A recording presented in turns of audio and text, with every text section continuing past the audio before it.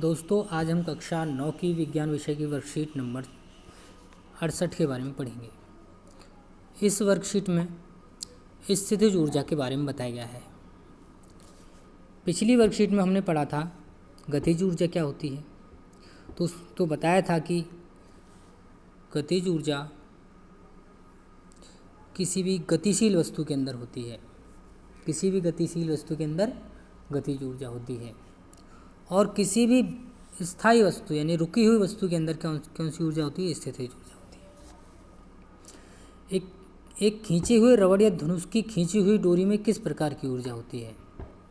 ठीक है, उसके अंदर हम दो प्रकार की ऊर्जाओं के बारे में बात कर सकते हैं। जैसे खींची हुई रबड़ है या धनुष की खींची हुई डोरी है, इनमें दोनों प्रकार की ऊर्जा होती हैं। स्थितिज ऊर्जा भी होती है और गतिज ऊर्जा भी होती है। यानी कि इनमें एक अलग प्रकार की ऊर्जा होती है जिसे स्थितिज ऊर्जा कहते हैं। किसी वस्तु में उसकी आकृति या स्थिति के कारण उपस्थित ऊर्जा को स्थितिज ऊर्जा कहते हैं। धनुष की डोरी को खींचने पर हमारे शरीर की पेशी ऊर्जा धनुष की डोरी में स्थितिज ऊर्जा में स्थानांतरित हो जाती है। यानी कि जब धनुष की डोरी को हम खींचते हैं तो जो हमारे हाथों से जो ऊर्जा लगाई जा रही है वो ऊर्जा किस में रूपांतरित हो जाती है? स्थितिज ऊर्जा में रूपांतरित हो जाती है। धनुष की डोरी में वो किस रूप में रूपांतरित हो जाती है? स्थितिज ऊर्जा के रूप में। तीर को छोड़ने पर यह ऊर्जा गतिज ऊर्जा में बदल जाती है। जैसे ही हम तीर को छोड़ते हैं तो ये ऊर्जा किस में बदल जाती है? गतिज ऊर्जा में। और धनुष अपनी सामान्य स्थिति में वापस आ जाता है। वैसे ही ऐसा जैसे रबड़ ली हमने, उस रबर को खींचा हमने तो हमारी ऊर्जा किस में चेंज हो गई? किस में चेंज हो गई? हमारी पेशी ऊर्जा किस में चेंज हो गई? स्थितिज ऊर्जा में। क्योंकि रबड़ को खींचने वाली स्थिति में ले आए हम, खींचने वाली स्थिति में, तो स्थितिज ऊर्जा में। जैसे ही हम रबड़ को छोड़ेंगे तो वो स्थितिज ऊर्जा किस में चेंज हो जाएगी? गतिज ऊर्जा में, क्योंकि रबड़ गति करेगी छोड़ने पर। ठीक है, हाँ।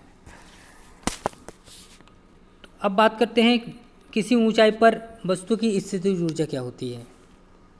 किसी ऊंचाई पर वस्तु की स्थितिज ऊर्जा क्या होती है? देखिए, किसी वस्तु को ऊंचाई पर ले जाने पर उसकी स्थितिज ऊर्जा बढ़ जाती है। ऊंचाई पर ले जाने पर क्या होता है? स्थितिज ऊर्जा बढ़ जाती है, क्योंकि ऊंचाई बढ़ाने के लिए गुरुत्वाकर्षण बल के विपरीत कार्य करना पड़ता है। ऊंचाई बढ़ाने के लिए क्या करना पड़ता है? गुरुत्वाकर्षण बल के विपरीत कार्य करना पड़ता है। अतः इसे गुरुत्वाकर्षण स्थितिज ऊर्जा भी कहते हैं। क्या कहते हैं? गुरुत्वाकर्षण स्थितिज ऊर्जा भी इसको कहते हैं। यदि वस्तु का द्रव्यमान m है, क्या है? वस्तु का द्रव्यमान m है। यदि वस्तु का द्रव्यमान m है तब क्या होगा? देखिए, यदि वस्तु का द्रव्यमान m है, इसको देखते हैं। यदि वस्तु का द्रव्यमान जो है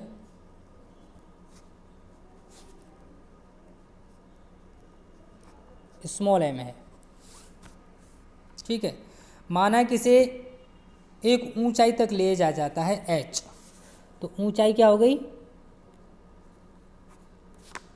h। एक वस्तु जिसका द्रव्यमान क्या है? m है, m द्रव्यमान की वस्तु, और उसको हम h ऊंचाई तक ले गए। यहाँ m है इसका, और यहाँ से यहाँ तक की ऊंचाई कितनी हो गई? h हो गई। द्रव्यमान m हो गया, ऊंचाई h हो गई। ठीक, तो वस्तु को उठाने के लिए लगा न्यूनतम बल, वस्तु का भार क्या होगा? न्यूनतम बल कितना होगा? वस्तु के भार के बराबर हो गया, क्योंकि पृथ्वी के गुरुत्वीय त्वरण के विपरीत कार्य होगा, तो वस्तु के भार के बराबर। वस्तु का भार क्या हो गया? mg, द्रव्यमान गुणा गुरुत्वीय, पृथ्वी का गुरुत्वीय बल या गुरुत्वीय त्वरण। ठीक, अतः वस्तु पर किया गया कार्य उसकी स्थितिज ऊर्जा के बराबर होगा। तो वस्तु पर किया गया कार्य किसके बराबर होगा? वो उसकी स्थितिज ऊर्जा के बराबर। वस्तु में भार कितना है? mg, वो कार्य कितना होगा? बल गुणा विस्थापन। बल कितना हो गया? बल या भार कितना हो गया? mg हो गया, और विस्थापित कितना हुआ? h हुआ। यहाँ से वस्तु गई यहाँ, तो विस्थापन कितना हो गया? h विस्थापन हो गया। ठीक है, तो क्या होगा, देखो वस्तु पर किया गया कार्य W, बल बराबर विस्थापन, W बराबर कार्य बराबर क्या होगा, बल गुणा विस्थापन।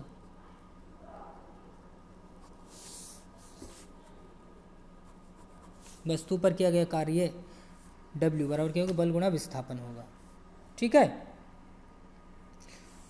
तो W बराबर बल कितना है mg, और विस्थापन कितना हुआ है, यहाँ से वस्तु यहाँ गई है तो h विस्थापन हुआ, यहाँ से यहाँ तक कितना है h, तो W बराबर mgh। ठीक, इसलिए वस्तु की गुरुत्वाकर्षण स्थितिज ऊर्जा, तो वस्तु की स्थितिज ऊर्जा क्या हो गई, क्या हो गई स्थितिज ऊर्जा, स्थितिज ऊर्जा जिसको हम बोलते हैं E P positional, E P क्या हो गई, हो गई M G into H, M G H. ठीक है, स्थितिज ऊर्जा का मात्रक क्या होता है, जूल, स्थितिज ऊर्जा का मात्रक क्या होता है, जूल होता है। ठीक है, हाँ,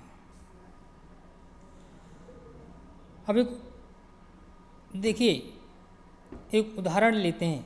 अगर 2 किलोग्राम की एक वस्तु, क्वेश्चन हमारा क्या है, 2 किलोग्राम की वस्तु, तो m हो गया है, तो द्रव्यमान की वस्तु को पहले 5 मीटर और फिर 10 मीटर ऊंचाई, पहले 5 मीटर और फिर 10 मीटर की ऊंचाई पर ले जाते हैं, H1 और H2। ठीक है, दोनों परिस्थितियों में वस्तु की गुरुत्वाकर्षण स्थितिज ऊर्जा में अंतर निकालिए। तो g का मान यहाँ पर जी गया है 10 मीटर पर सेकंड स्क्वायर, इसमें और इसमें अंतर निकालना है। ठीक है, दोनों स्थितियों में वस्तु की गुरुत्वाकर्षण स्थितिज ऊर्जा में अंतर। तो पहली पोजीशन में EP1, पहली पोजीशन में mgh, ठीक है, H1, और दूसरी पोजीशन EP2 जो निकालेंगे mgh2।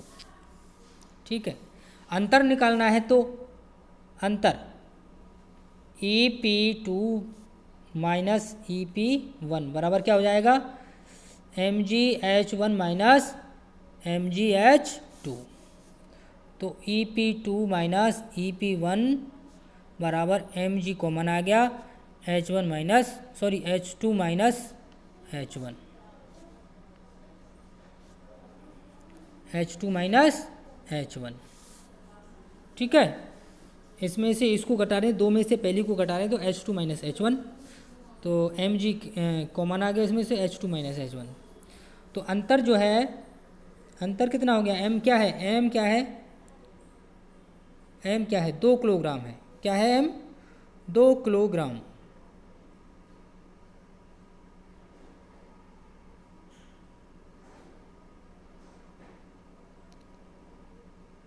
दो किलोग्राम,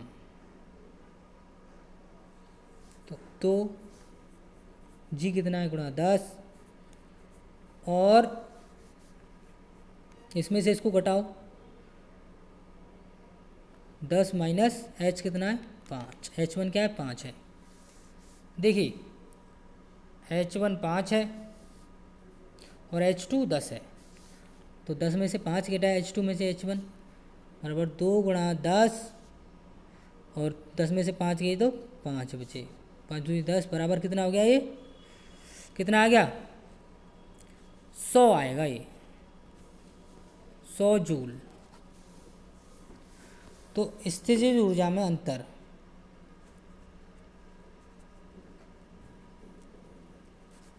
ऊर्जा में अंतर कितना आ गया, 100 जूल आ गया भैया।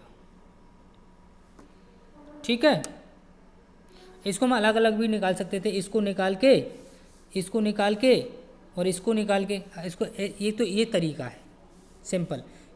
अंतर, अंतर हो गया EP2 माइनस EP1, और MgH2 में से MgH1 घटा दो, इसमें से ये घटा दो, ठीक है। तो MgH कॉमन आ गया, H2 माइनस H1, और ये 10 माइनस 5 हो गया, ये 10 हो गया, यहाँ 5 बचा, 2 गुणा 10 गुणा 5, 100 जूल आ गया। वो अलग अलग भी निकाल सकते थे। EP1 कितना हो जाता, M कितना है 2 गुणा G कितना है 10 गुणा 5 बराबर 100, ऐसे भी ऐसे। और EP2 बराबर क्या होता, 2 गुणा 10 गुणा 10 बराबर